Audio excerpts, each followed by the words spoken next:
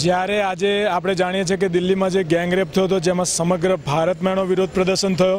આપણે જોઈએ છીએ કે જે રીતે દિલ્હીમાં થયું, ગુજરાતમાં બલાત્કારના જે કિસ્સાઓ વધી રહ્યા છે અને જે બાબતે આજે પ્રજામાં રોષ છે અને રોષની સામે જ્યારે કાયદો બનાવવાની વાત છે, લોકોને ફાંસી આપવાની વાત છે અને જ્યારે આ કરુણ બનાવની અંદર મોત અને જિંદગીની વચ્ચે જજુમથી જે આપણી આ બહેન હતી, જે મહિલા હતી, એનું જ્યારે નિધન થયું છે અને જ્યારે આજે એને લાવવામાં આવી છે દિલ્હીમાં, ત્યારે લોકોમાં ઉગ્ર રોષ છે, વિદ્યાર્થીઓમાં પણ ઉગ્ર રોષ છે કે આ કાતિલોને હવે ખરેખર ફાંસીની સજા સરે ચોક આપવી જ જોઈએ.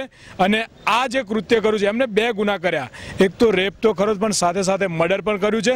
આવા ગુનેગારો સમગ્ર વિશ્વમાં પહેલીવાર જોવામાં આવ્યા છે. તો આમને વિશ્વમાં સગી જગ્યાએ દાખલો બેસે એવી સજા ભારતમાં મળવી જોઈએ, એની માંગણી છે. અને જે બાળા મૃત્યુ પામી છે એના માટે શ્રદ્ધાંજલિ અમે સર્વ પાઠવીએ છીએ. એની આત્માને પ્રભુ શાંતિ આપે અને એના હત્યારાઓને અને ગુનેગારોને કડકમાં કડક વહેલી તકે સજા મળે એવી પ્રભુને પ્રાર્થના સાથે આજે વિદ્યાનગર વિદ્યાર્થીઓ દ્વારા આજે આખું રેલીનું આયોજન કરી અને તમામ એને આત્માને શાંતિ મળે તેના માટે કેન્ડલ લાઇટ કરી અને આજે પ્રોગ્રામ રાખવામાં આવ્યો હતો.